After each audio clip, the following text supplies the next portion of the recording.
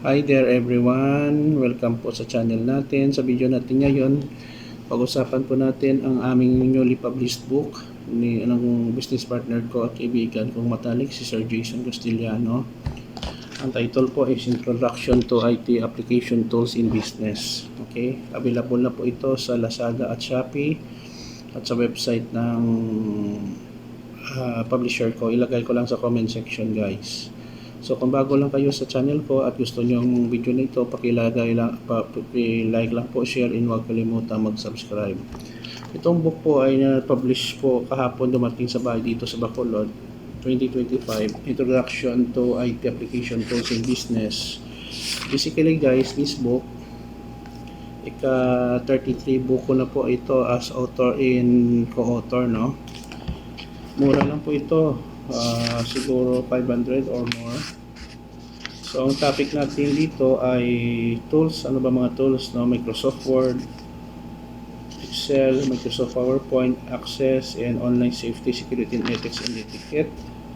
Contextualize online search and research skills. Apply productivity tools with advanced application techniques and imaging and design for online environment.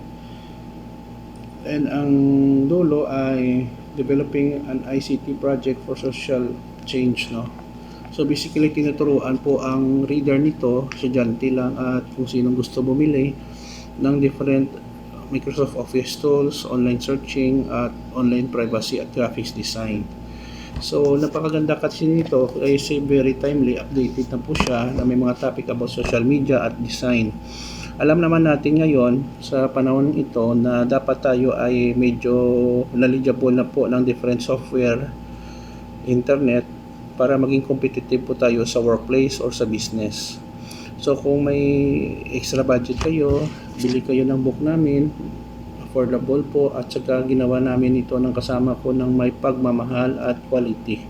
Ilagay ko po ang link ng kanilang website at email para makapag-order po ito, no? So Introduction to IT Application Tools in Business, available na po. Salamat po sa inyong suporta. Bili na po kayo. So kita-kita po tayo guys sa susunod na video. Ito naman pong kaibigan niyo si Jake. Maraming salamat po. Bye bye.